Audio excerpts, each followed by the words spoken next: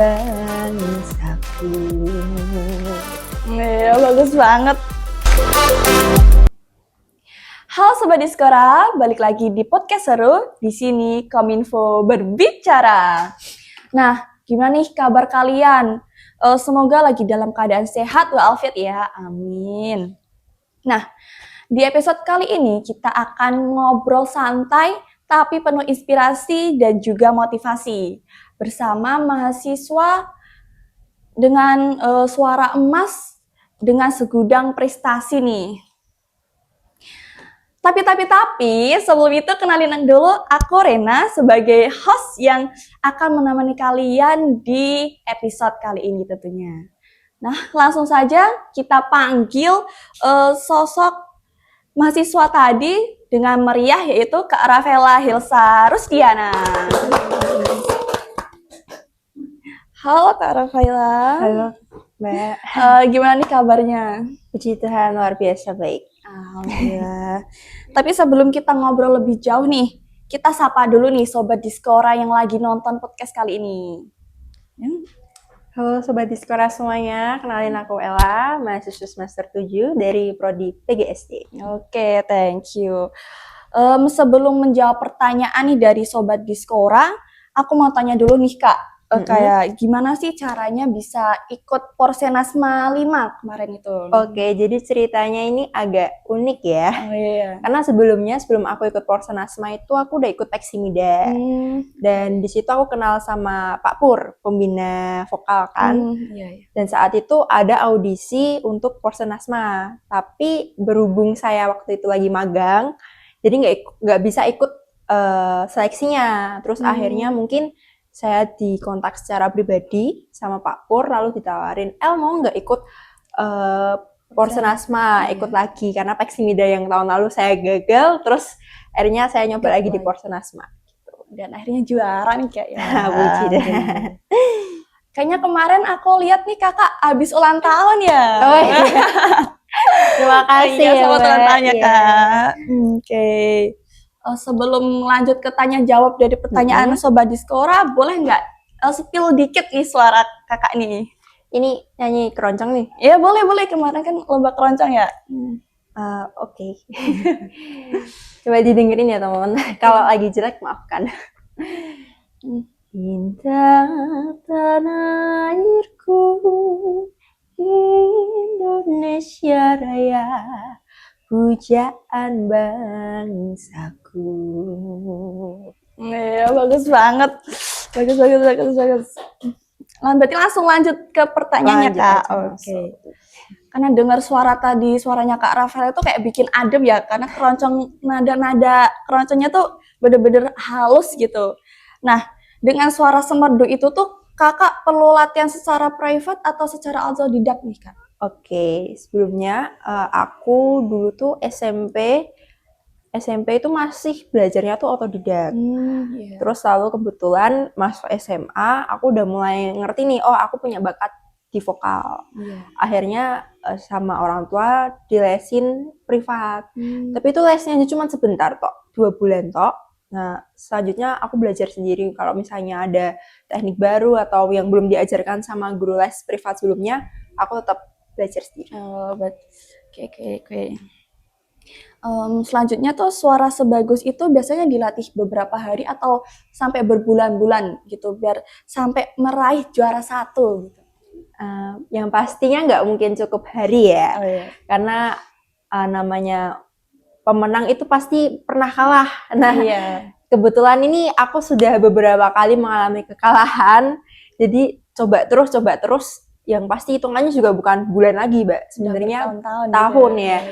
Apalagi kalau untuk keroncong ini hitungannya 1,5 tahun aku belajar, kayak bener-bener mendalami, lalu mengerti teknik keroncong itu perlunya gimana, karena keroncong itu pasti beda sama yang lain, yang pop ataupun dangdut. Dia punya cengkoknya sendiri, dia punya feel-nya sendiri. Nah, untuk dapat feel soul dari keroncong itu perlu waktu ya sekitar setahun.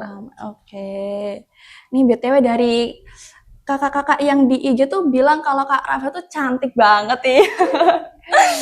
Terima kasih. Terus kan buat kuliah tuh jadwalnya udah padat ya Kak. Nah, gimana nih cara ngambil waktu sambil nyanyi terus tetap dapat prestasi gitu? Nah, kebetulan saya itu juga agak kejar-kejaran ya waktunya, tapi karena saya tahu saya punya prioritas, yaitu prioritasnya kuliah, maka saya akan tetap mengedepankan jadwal kuliah. Baru nanti sisa-sisa waktunya itu dibuat untuk latihan. Gitu. Oke, selanjutnya yaitu buat persiapan Kak Ella buat lakuin mencapai kejuaraan ini gitu. Persiapannya? Iya. Persiapannya itu kurang lebih 3 bulan ya, 3 bulan 4 bulan.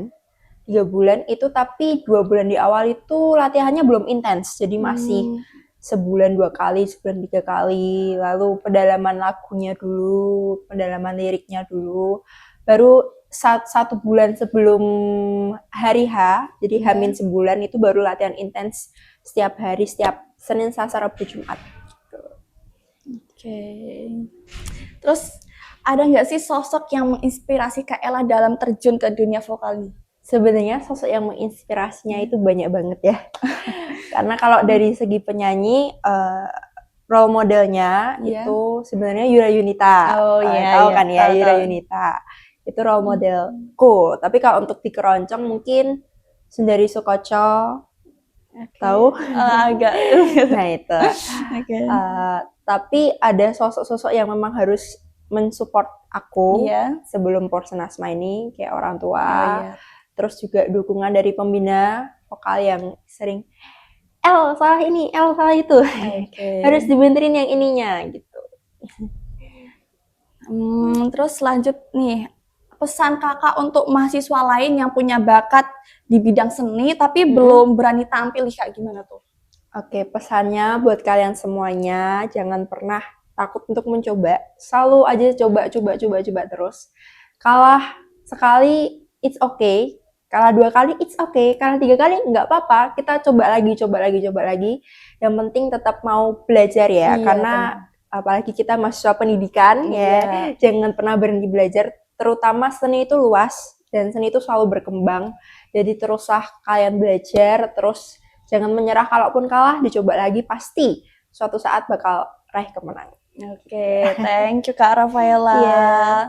Nih Sobat Diskora, tadi ada tips-tips dari Kak Rafaela, makanya untuk terjun ke bidang seni itu tidak mudah ya teman-teman, makanya mungkin tips dari Kak Rafaela ini bisa ditanamkan pada mahasiswa lainnya.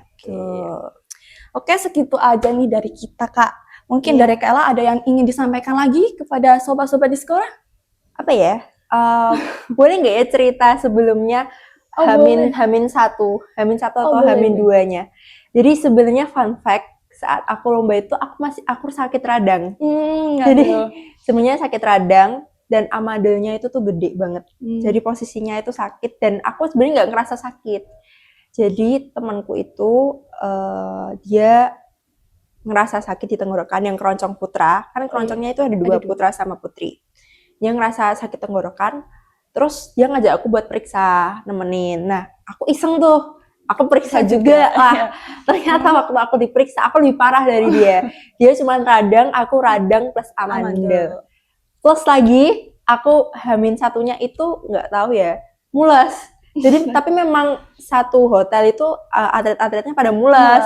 Nah, kebetulan waktu hari H itu udah radang, mules. Gitu. Bahkan Hamin 1 itu aku nggak boleh latihan.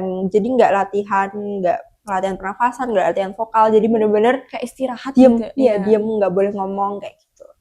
Jadi bener-bener waktu di panggung itu baru nyanyi.